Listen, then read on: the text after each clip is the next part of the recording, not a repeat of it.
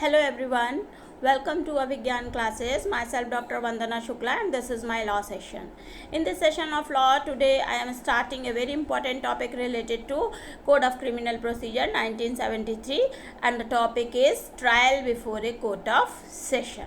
in chapter 18 of CRPC. Okay, before chapter 18 we have already discussed chapter 17 that is related to charge. क्योंकि जब हम sessions trial पढ़ते हैं तो हमें जानना चाहिए कि कोई भी ट्रायल, चाहे वो सेशंस ट्रायल है चाहे वारंट ट्रायल है, कोई भी ट्रायल है तो वो कब स्टार्ट होगा जबकि चार्ज बन जाएंगे। तो एक सीक्वेंस में आपके चैप्टर्स हैं। 17 में आपने चार्ज पढ़ लिया, मीन्स चार्ज बनने का तरीका आप समझ गए। तो उसके बाद 18 में जो भी कोर्ट प्रोसीडिंग, जो भी ट्रायल प्रोसीडिंग्स हैं वो स्टार्ट हो जाएंगी। तो सेशंस ट्रायल से रिलेटेड जो भी प्रोसीडिंग्स हैं वो कहाँ पर दी हैं, सीआरपीसी के चैप्टर 18 में दी हैं और सेक्शन 225 से लेकर 237 तक दी गई हैं, 225 to 237। Now let us start. तो 225 जो पहला सेक्शन है, trial to be conducted by public prosecutor, वो कहता है कि in every trial before a court of session the prosecution shall be conducted by a public prosecutor. कोई भी सेशंस ट्रायल है, कोर्ट ऑफ सेशन में ट्रायल है तो उसको जो कंडक्ट किया जाएगा, जो उसका संचालन किया जाएगा वो किसके द्वारा किया जाएगा, पब्लिक प्रोसिक्यूटर के द्वारा किया जाएगा। 226 क्या कहता है, ओपनिंग केस फॉर प्रोसिक्यूशन की बात करता है। मतलब कि केस की ओपनिंग कौन करेगा, प्रोसिक्यूशन करेगा। मतलब फर्स्ट जो मौका होता है, जो पहला केस को कोर्ट के सामने प्रस्तुत करने का जो अवसर होता है वो किसका होता है, वो प्रोसिक्यूशन का होता है। तो देखिए 226 क्या कहता है, कहता है कि व्हेन द अक्यूज्ड अपीयर्स और is brought before the court in pursuance of a commitment of the case under section 209, the prosecutor shall open his case by describing the charge brought against the accused and stating by what evidence he proposes to prove the guilt of the accused। कि क्या है कि जब accused को 209 के अधीन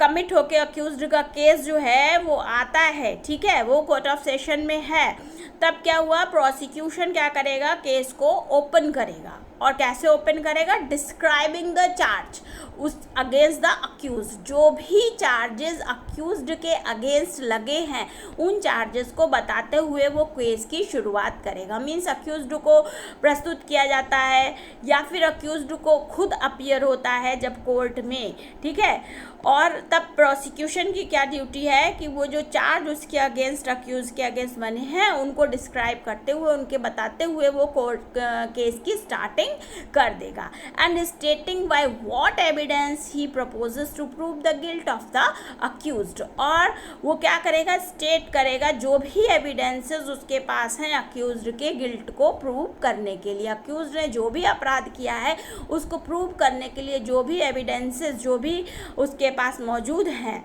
evidences, उनको वो प्रस्तुत करेगा। ओके, फिर आ गया 227 डिस्चार्ज की बात करता है। डिस्चार्ज का मतलब है उन्मोचन, मतलब कि अक्यूज्ड को कोर्ट के सामने प्रस्तुत किया गया, ठीक है। उसके बाद क्या हुआ कि अक्यूज्ड को, मतलब प्रोसिक्यूशन को सुना गया, अक्यूज्ड को भी सुना गया, दोनों को सुन लिया गया, दोनों के बिहाफ पे कि प्रोसिक्यूशन क्या कहना चाहता है, अक्यूज्ड क्या कहना चाहता है। उसके बाद जो भी डॉक्यूमेंट्स सबमिट किए गए थे वो सब डॉक्यूमेंट्स, वो सब रिकॉर्ड, वो सब एविडेंसेस देखी कोर्ट ने, ठीक है, जज ने। लेकिन उसके बाद भी अगर जज को लगता है, मीन्स द जज कंसीडर्स कि there is not sufficient ground for proceeding against the accused, जज को लगता है कि सफिशिएंट ग्राउंड नहीं है, अक्यूज्ड का गिल्ट प्रूव नहीं हो रहा है, मतलब अक्यूज जो है वो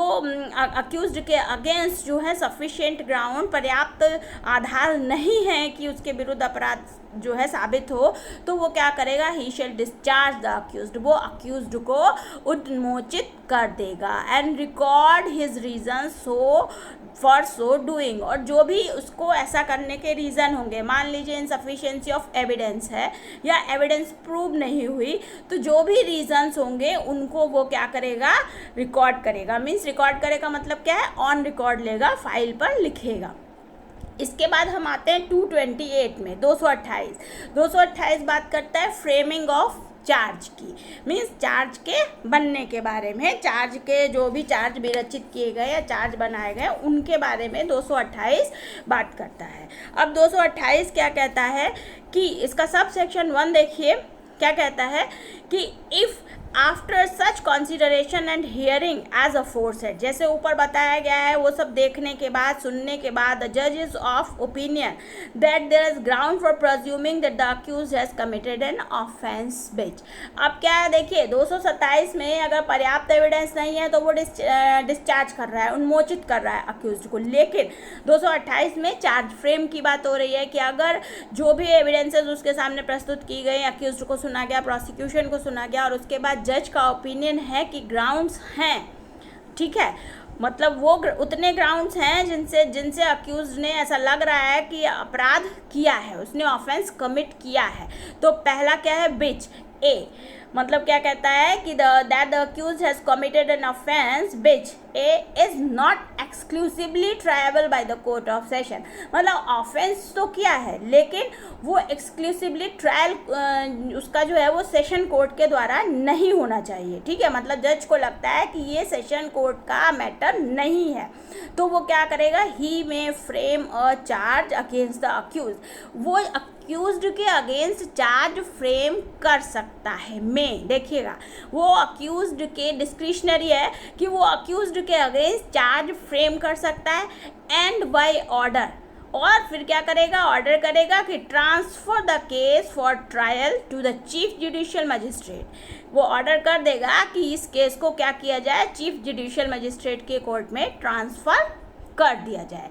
और any other judicial magistrate of first class, मतलब चीफ जुडिशियल मजिस्ट्रेट है, सीजेएम है, या फिर कोई भी जुडिशियल मजिस्ट्रेट फर्स्ट क्लास है उसकी कोर्ट में, जहाँ भी उसको लगेगा वो उसको ट्रांसफ़र करेगा, and direct the accused to appear before the chief judicial magistrate, और वो अक्यूज्ड को निर्देश देगा, डायरेक्ट करेगा कि वो सीजेएम की कोर्ट में अपीयर हो, और एज द केस में be the judicial magistrate of the first class, मतलब सीजेएम कोर्ट में उपस्थित हो, अपीयर हो, या फिर जैसे भी केस हो जुडिशियल मजिस्ट्रेट फर्स्ट क्लास की कोर्ट में अगर केस जाता है तो वहाँ उपस्थित हो, ठीक है, on such date as he deems fit, means वो उसमें डेट भी लगा सकता है कि इस डेट को अक्यूज जो है वो सीजेएम की कोर्ट में या जुडिशियल मजिस्ट्रेट फर्स्ट क्लास की कोर्ट में उपस्थित होगा, अपीयर होगा, and thereupon such magistrate shall try the offence in accordance with the procedure for the trial of warrant cases instituted on a police report,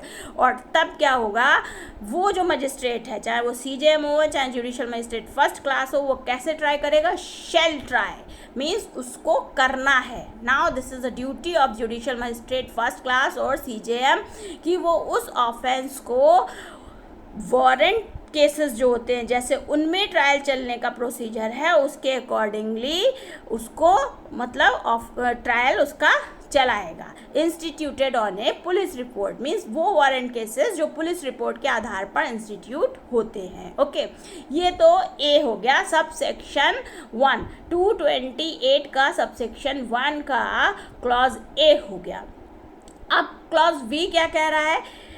अगर जो आप ऊपर से जोड़िएगा सब सेक्शन 1 में कहा है कि ना कि ये if any after such consideration and hearing as aforesaid the जज is of the opinion that there is ground for presuming that accused has committed an offence which, B में देखिए is exclusively triable by the court, ठीक है, कि पहले में तो कह दिया कि वो exclusively triable by the court of session नहीं है तो ही मे फ्रेम अ चार्ज हो गया, लेकिन मतलब वो चार्ज फ्रेम कर भी सकता है, नहीं तो वो वैसे भी भेज सकता है, वैसे ही मतलब उस फाइल को ट्रांसफ़र कर दे सीजेएम कोर्ट में या ऐसे जुडिशियल मजिस्ट्रेट फर्स्ट क्लास की कोर्ट पे। लेकिन जो बी क्लॉज है वो कह रहा है कि is exclusively triable by the court, कि अगर उसको लगता है कि मतलब ये पूरी तरह से ट्रायल जो है ये सेशन कोर्ट में ही चलना चाहिए, तब उसका क्या ड्यूटी होगा, he shall frame in writing a charge against the accused, वो अक्यूज्ड के अगेंस्ट जो है राइटिंग में चार्ज फ्रेम करेगा। Okay, this is clause B of subsection 1 of section 228। Now we come to subsection 2 of section 228. वो क्या कहता है कि वेयर द जज frames any charge under clause B of subsection 1. जहाँ पर जज कोई चार्ज फ्रेम करता है सब सेक्शन 1 के क्लॉज बी में, और क्लॉज बी क्या कहती है, triable by court of session की बात कर रही है. वहाँ पर क्या होगा, the charge shall be read and explained to the accused and the accused shall be asked whether he pleads guilty of the offence charged or claims to be tried. तो यहाँ पर क्या है कि जब trial wise court of session है, ठीक है, उसने चार्ज फ्रेम किया. अब चार्ज फ्रेम करने के बाद कोर्ट की ड्यूटी क्या है कि वो चार्ज जो फ्रेम हुआ है अगेंस्ट द अक्यूज, चाहे एक अक्यूज्ड है तो और ज़्यादा अक्यूज्ड हैं तो वो चार्ज जो है उन सबको पढ़कर सुनाया जाएगा, उनको एक्सप्लेन किया जाएगा. मतलब अक्यूज्ड को एक्सप्लेन किया जाएगा कि आपके अगेंस्ट ये चार्ज बनते हैं, ये चार्ज बनाए गए हैं, लगाए गए हैं, और अक्यूज्ड से पूछा जाएगा. ठीक है, वो पूछेंगे कि क्या वो खुद को इस ऑफेंस का गिल्टी मानता है, क्या वो गिल्टी प्ली करता है इस ऑफेंस में जो उसके अगेंस्ट चार्ज लगा है या जो उसके ऊपर, और क्लेम्स टू बी ट्राइड, या फिर वो क्या क्लेम करता है कि उसका ट्रायल चलाया जाए. मतलब कोर्ट की ड्यूटी है कि कोर्ट चार्ज बनाने के बाद अक्यूज्ड को चार्ज पढ़कर बताए, सुनाए और उसको एक्सप्लेन करे, उसको अच्छे से बता दे कि ये चार्ज उस अक्यूज्ड के अगेंस्ट लगे हैं. और तब वो कोर्ट अक्यूज से पूछेगा कि क्या आप अपने आप को इस ऑफेंस का गिल्टी मानते हैं,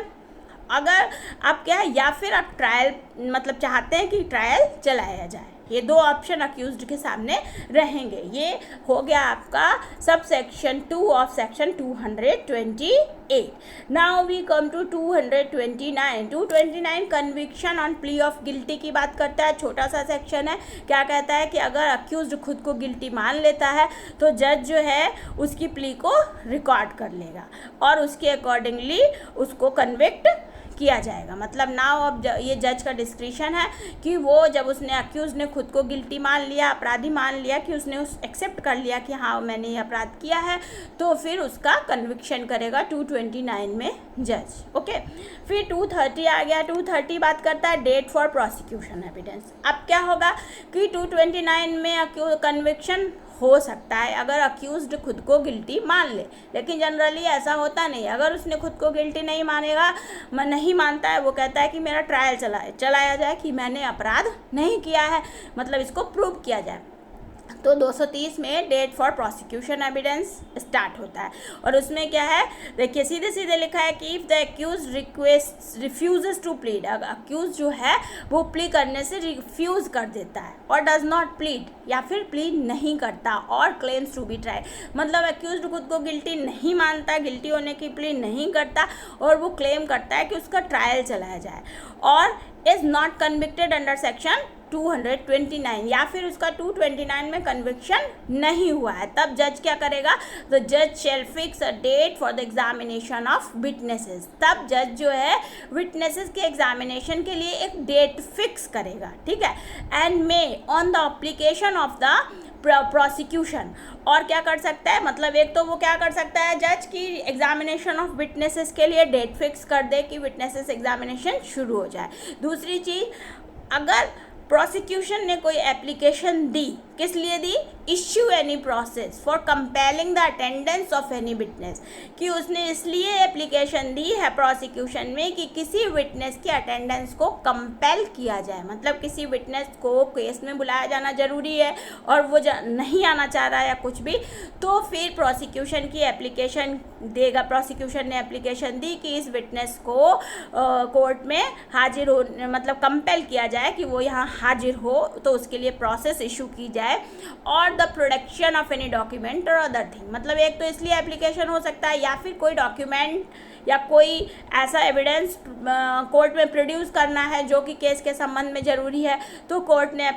प्रोसिक्यूशन ने एप्लीकेशन दी है, तो फिर जो मतलब उसकी एप्लीकेशन पर जज को according to that date fix करनी होगी. ये हो गया 230. ठीक है, date for prosecution evidence. Now we come to 231, 231 evidence for prosecution. अब यहाँ से प्रोसिक्यूशन एविडेंस स्टार्ट हो जाता है. तो इसका सब सेक्शन 1 क्या कहता है कि on the date so fixed, मतलब जो 230 में डेट फिक्स की गई उसमें क्या होगा, द जज shall proceed to take all such evidence as may be produce in support of the prosecution, कि जो भी डेट फिक्स हुई उसमें जज जो है वो जो भी evidences in support of prosecution आई हैं उनको लेगा, ठीक है। उनको जज shall proceed to take all such evidences as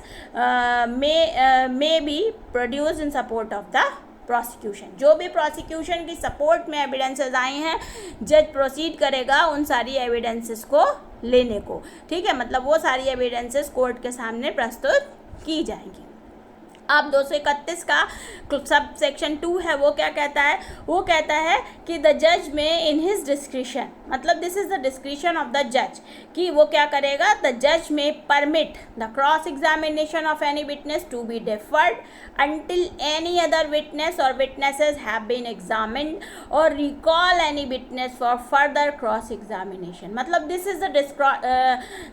the discretion of the court, discretion of the judge, कि वो किसी witness का cross examination defer कर सकता है, ठीक है, उसको पोस्टपोन कर सकता है या क्या कर सकता है, अंटिल एनी अदर विटनेस और विटनेसेस हैव बीन एग्जामिन्ड, जब तक और दूसरे विटनेसेस का एग्जामिनेशन नहीं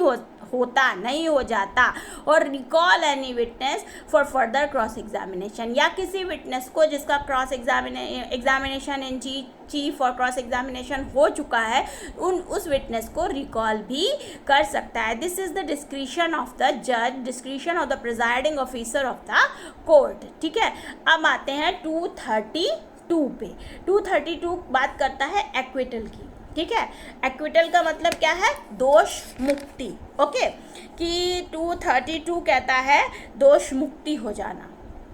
दोष मुक्ति क्या बताती है कि छोड़ दिया जाना, मतलब उसको दोष मुक्त कर दिया जाना, उसके चार्ज अगर प्रूव नहीं हुए तो वो दोष मुक्त हो जाएगा अक्यूज। तो 232 कहता है कि if after taking the evidence for the prosecution, मतलब प्रोसिक्यूशन की एविडेंस हो गई, उसके बाद क्या है, एग्जामिनिंग द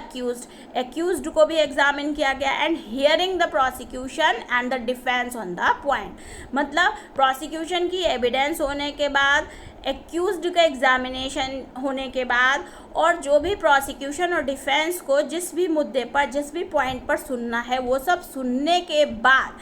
इफ़ द जज कंसीडर्स, अगर जज मानता है, जज को लगता है that there is no evidence that the accused committed the offence, कि ऐसी कोई एविडेंस नहीं है जिससे ये साबित होता हो कि अक्यूज्ड ने ऑफेंस कमिट किया, ऑफेंस कारित किया, तब क्या होगा, द जज shall record an order of acquittal, तब जज जो है एक्विटल का ऑर्डर पास करेगा, ठीक है, दोष मुक्ति का ऑर्डर पास करेगा। अब आते हैं 233 पे। 233 बात करता है एंटरिंग अपॉन डिफेंस की,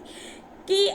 अब 232 में एक्विटल हो गया, लेकिन अगर एक्विटल नहीं हो रहा है, ठीक है, एंटरिंग अपॉन डिफेंस, तब प्रोसिक्यूशन का जब केस खत्म, मतलब प्रोसिक्यूशन की तरफ से विटनेसेस एग्जामिन हो जाएंगे, तब उसके बाद 233 में एंटरिंग अपॉन डिफेंस, डिफेंस का जो पार्ट है वो शुरू होगा, मतलब डिफेंस अपने विटनेस बुलाएगा तो वो सब प्रोसीडिंग स्टार्ट होगी, वो 233 में है। 233 का सबसेक्शन 1 क्या कहता है कि where the accused is not acquitted under section 232, जहाँ पर अक्यूज जो है 232 में एक्विट नहीं हुआ, उसकी दोष मुक्ति नहीं हुई, तो क्या होगा, he shall be called upon to enter on his defence, तब क्या होगा कि उसको डिफेंस के लिए बुलाया जाएगा, मतलब वो अब अपना डिफेंस स्टार्ट करे, and adduce any evidence he may have in support thereof, और उसको भी वही मौका दिया जाएगा, पहले प्रोसिक्यूशन को मौका दिया गया कि जो भी वो केस को साबित करने के लिए एविडेंसेस दे सकते हैं, विटनेसेस दे सकते हैं, दे, वैसे ही 233 में अक्यूज्ड को मौका दिया जाएगा कि वो अगर वो दोष मुक्त नहीं हुआ 232 में, तो 233 में अक्यूज्ड को मौका दिया जाएगा कि जो भी एविडेंसेस वो अपने केस के फेवर में, अपनी सपोर्ट में ला सकता है, उसको कोर्ट में प्रोड्यूस करे, कोर्ट के सामने प्रस्तुत करे। ये हो गया सबसेक्शन 1 ऑफ 233। ओके, 233 का सबसेक्शन 2 देखते हैं, तो वो क्या कहता है कि if the accused puts in any written statement the जज shall file it on the record, अगर अक्यूज्ड कोई लिखित में कथन देता है कोई लिखित कथन देता है अपने केस के संदर्भ में, तो जज क्या करेगा, उसको फाइल मतलब उसको ऑन रिकॉर्ड लेगा, उसको फाइल पर ले लेगा, उसको जो भी केस की फाइल होगी उसमें अटैच कर देगा, मतलब ऑन रिकॉर्ड लेगा और उसको उसमें शामिल करेगा। अब इसी का 233 का सबसेक्शन 3 है, वो क्या कहता है, वो कहता है if the accused applies for the issue of any process for compelling the attendance of any witness or the production of any document or thing, the judge shall issue such process unless he considers for reasons to be recorded that such application should be refused on the ground that it is made for the purpose of vexation or delay or for defeating the ends of justice. अब क्या है कि accused भी जैसे prosecution किसी witness के recall के लिए एप्लीकेशन दे सकता है, ठीक है, जैसे प्रोसिक्यूशन किसी एविडेंस के लिए विटनेस दे सकता है, एप्लीकेशन दे सकता है, उसी तरह अक्यूज्ड के पास भी ये राइट है। अगर अक्यूज्ड अप्लाई करता है कि मतलब कोई अक्यूज्ड ने भी कोई एप्लीकेशन दी कोर्ट में कि कोई इश्यू किया जाए, प्रोसेस इश्यू किया जाए, किस लिए, किसी विटनेस की अटेंडेंस को कंपेल करने के लिए या फिर किसी डॉक्यूमेंट को कोर्ट में लाने के लिए, प्रोड्यूस करने के लिए, तो जज को अगर ऐसा लगता है कि उस अक्यूज्ड ने ये इसलिए नहीं किया है कि मतलब कोर्ट उसका पर्पस जो है वेक्सेशन नहीं है या डिले नहीं है या defeat the ends of justice नहीं है, मतलब अक्यूज्ड केवल कोर्ट को परेशान करने के उद्देश्य से ऐसा मतलब टाइम नहीं काट रहा है, मीन्स जैसे टाइम को बढ़ा रहा है कि ये एप्लीकेशन दे दी, वो एप्लीकेशन दे दी, अगर उसने इसलिए नहीं दी, अगर जज को लगता है कि जेन्युइन है उसकी एप्लीकेशन डॉक्यूमेंट के रिगार्डिंग, किसी एविडेंस को लाने के रिगार्डिंग, किसी विटनेस को प्रस्तुत करने के रिगार्डिंग, तो जज उसको भी परमिट करेगा। ओके, ये हो गया subsection 3 of section 233 of the topic court of trial before a court of session. Now we come to 234 argument की बात करता है, मीन्स दोनों पक्षों में क्या होगा, आर्गूमेंट से मतलब क्या, बहस होना, तो दोनों पक्ष जो हैं मतलब प्रोसिक्यूशन और डिफेंस, उनमें क्या होगा, जबकि एग्जामिनेशन ऑफ विटनेस कंप्लीट हो गया, मींस जब एग्जामिनेशन ऑफ विटनेसेस जो भी डिफेंस का कंप्लीट हो गया, ठीक है, और प्रोसिक्यूशन का भी, जब एग्जामिनेशन ऑफ विटनेस कंप्लीट हो जाएगा डिफेंस का, तब प्रोसिक्यूशन क्या करेगा, केस को सम अप कर देगा कि केस पूरा हो गया, एंड द अक्यूज्ड और his pleader shall be entitled to reply. तो केस जो भी दोनों तरफ से विटनेसेस आए, ठीक है, जो भी एविडेंस हुई, उसके बाद फिर केस को सम अप करने का, केस को शॉर्ट में पूरा बताने का भी दायित्व तो किसका है, प्रोसिक्यूशन का है। तो प्रोसिक्यूशन केस को सम अप करेगा, और अगर सम अप करते समय वो यही कहता है कि हाँ अक्यूज, वो तो क्योंकि प्रोसिक्यूशन की ड्यूटी है कि वो तो प्रूव करेगा कि ऑफेंस हुआ है, वो कहता है कि अक्यूज्ड ने ये ऑफेंस किया है, उसको ये सज़ा मिले, तो फिर उसका जो प्लीडर होगा अक्यूज्ड का, वो या खुद अक्यूज जो हैं वो एंटाइटल टू रिप्लाई हैं कि वो भी रिप्लाई करेंगे उसके जवाब में। फिर क्या होगा, इसी का प्रोविजो देख लीजिए, provided that where any point of law is raised by the accused और हिज प्लीडर, और जहाँ पर अगर कोई पॉइंट ऑफ लॉ मतलब कोई लॉ का पॉइंट अक्यूज्ड या उसके प्लीडर के द्वारा उठा दिया जाता है, तब क्या होगा, the prosecution may with the permission of the जज, प्रोसिक्यूशन क्या करेगा, जज की परमिशन से make his submission with regard to such point of law.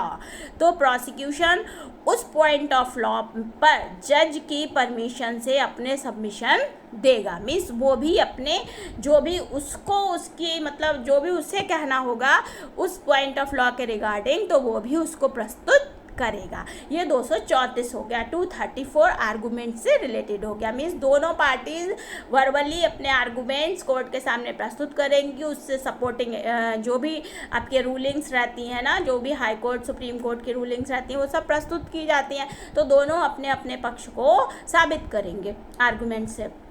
फिर 235 हुआ, 235 क्या कहता है, जजमेंट ऑफ एक्विटल और कन्विक्शन। अब आर्गूमेंट के बाद कोर्ट की ड्यूटी स्टार्ट होती है। कोर्ट की ड्यूटी क्या है कि पहला सबसेक्शन कहता है 235 का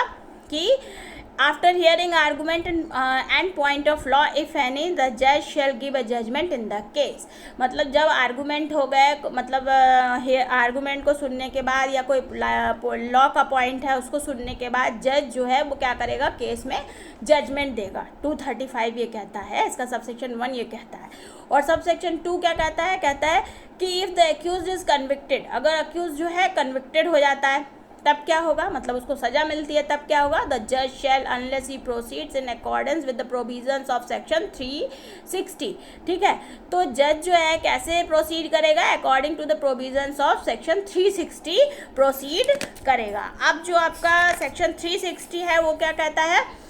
section 360 is related to order to release on probation of good conduct after admonition. ठीक है, इसके बारे में है. तो अगर कोई अक्यूज ऑलरेडी जो है, मतलब अगर उसको लगेगा कि वो उसको एडमोनिशन के बाद चेतावनी देकर गुड कंडक्ट के आधार पर उसको रिलीज़ कर सकता है या वो ऑलरेडी रिलीज़ हुआ है, तो जज जो है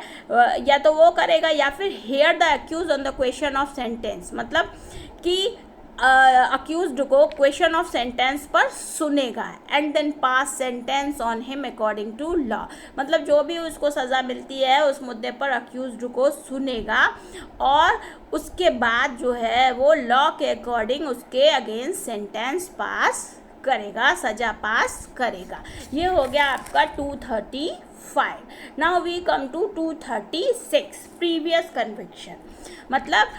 प्रीवियस मतलब पहले उसका कन्विक्शन अक्यूज्ड का हुआ रहता है, मान लो किसी केस में, तब क्या होगा.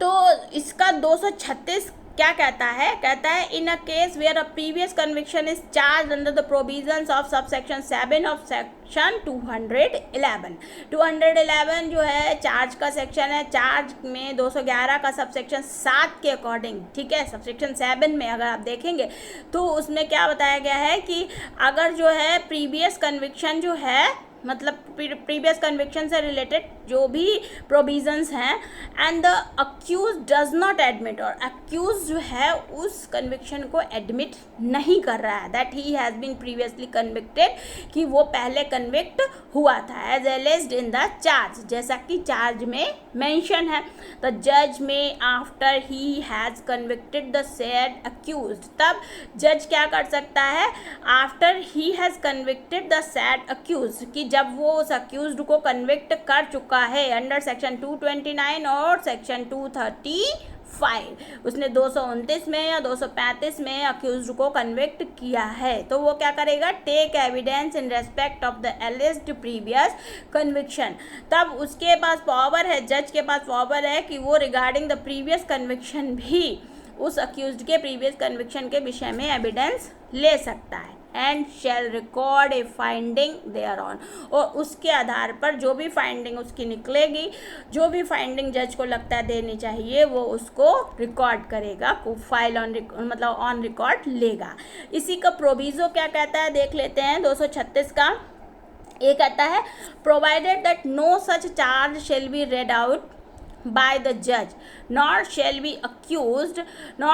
accused be asked to plead thereto, nor shall be the previous conviction be referred to by the prosecution or in any evidence adduced by it, unless and until the accused has been convicted under section 229 or section 235. Provided क्या कहता है, proviso कहता है कि that no such charge shall be read out by the judge, कि कोई भी ऐसा चार्ज जज के द्वारा रीड आउट नहीं होगा. Nor shall the accused be asked to plead, ना ही अक्यूज से ऐसा प्ली करने को कहा जाएगा. Thereto nor shall the previous conviction be referred to by the prosecution, ना ही प्रोसिक्यूशन के द्वारा प्रीवियस कन्विक्शन को रेफर किया जाएगा. और इन एनी एविडेंस, मतलब किसी in any evidence adduced by it, मतलब प्रोसिक्यूशन ने कोई एविडेंस प्रस्तुत की तो उसमें प्रीवियस कन्विक्शन जो है उसके बारे में रेफर नहीं किया जाएगा. कब तक नहीं किया जाएगा, unless and until the accused has been convicted under section 229 और सेक्शन 235. जब तक अक्यूज्ड 229 में या फिर 235 में कन्विक्ट ना हुआ हो। ठीक है, तो 235 में कन्विक्ट ना हुआ हो, मतलब एक्विटल और कन्विक्शन से रिलेटेड है 235, तो कन्विक्ट ना हुआ हो। और 200 दूसरा सेक्शन है आपका 229। ठीक है, 229 जब accused conviction on plea of guilty है। ठीक है, मतलब जब अक्यूज्ड का कन्विक्शन उसके गिल्टी प्ली करने पर हो जाता है तब। मीन्स कि जब तक अक्यूज्ड का कन्विक्शन 229 या 235 में नहीं हुआ है तब तक मतलब कि कोई भी जो चार्ज है वो जज के द्वारा ऐसा चार्ज नहीं पढ़ा जाएगा, या अक्यूज्ड को प्ली करने को नहीं कहा जाएगा, ना ही प्रोसिक्यूशन के द्वारा कोई ऐसी एविडेंस प्रस्तुत की जाएगी रिगार्डिंग प्रीवियस कन्विक्शन, जब तक वो 229 या 235 में कन्विक्ट ना किया गया हो। This is section 236. Now we come to 237 that tells procedure in cases instituted under section 199 clause 2. ठीक है, आप 237, this is the last section related to this chapter and very important section this is, it is also very important to know. So 229 जो है वो क्या कहता है कि procedure in cases instituted under section 199 clause 2। तो इसका मतलब 199 क्लॉज 2 में जो भी केस इंस्टीट्यूट हुए हैं उनके लिए क्या प्रोसीजर होगा, ये 237 बताता है। तो इसका सब सेक्शन 1 कहता है कि जो कोर्ट ऑफ सेशन है वो क्या करेगा कि वो किसी भी मतलब केस का कॉग्निजेंस ले लेगा under sub section 2 of section 199। ठीक है, 199 के सबसेक्शन 2 में वो कोर्ट जो है ऐसे केस का ऐसे ऑफेंस का कॉग्निजेंस लेगा और उसके बाद क्या करेगा, shell try the case in accordance with the procedure for the trial of like warrant cases. ठीक है, और फिर क्या करेगा कि वो जो है उसको अकॉर्डिंग टू मतलब इन accordance with the procedure for the trial of warrant cases, मतलब उस केस का जो ट्रायल होगा वो वारंट केसेस की तरह होगा, instituted otherwise than on police report before a court of magistrate. मतलब कि जो पुलिस रिपोर्ट के अलावा जो वारंट केसेस जो होते हैं ना उनके लिए वो जो मजिस्ट्रेट की कोर्ट में होते हैं वो उस तरह से ट्रायल चलेगा। इसी का जो प्रोविज़ो है वो क्या कहता है, वो कहता है provided that the person against whom the offence is alleged to have been committed shall unless the court of session for reason to be recorded otherwise directs be examined as a witness for the prosecution. Provided मतलब वो बता रहा है कि that the person against whom the offence is alleged to have been committed, कि वो व्यक्ति जिसके अगेंस्ट में ऑफेंस जो है वो माना जा रहा है कि इस व्यक्ति ने ऑफेंस कमिट किया है, शेल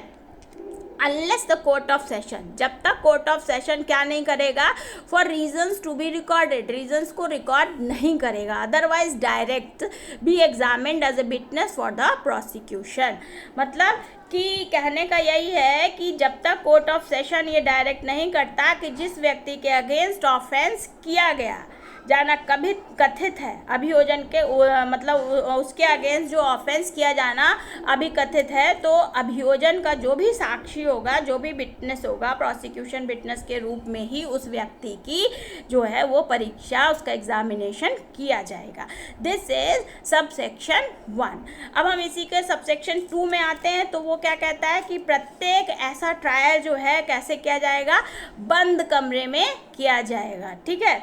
यदि दोनों पार्टीज़ में से कोई भी पार्टीज ऐसा चाहती है, मतलब इन कैमरा प्रोसीडिंग्स होंगी, बंद कमरे की प्रोसीडिंग्स होंगी। अब इसी के सबसेक्शन 3 में आते हैं। तो 237 का सबसेक्शन 3 कहता है कि यदि ऐसे किसी केस में कोर्ट सभी अभियुक्तों को, ठीक है, या उनमें से किसी को डिस्चार्ज या एक्विट कर देता है और कोर्ट की राय है कि उन सब के या उन सब में से किसी के विरुद्ध अभियोग का उचित कारण नहीं था, एक्यूजेशन का उचित कारण नहीं था, देन क्या होगा, then the court may direct to show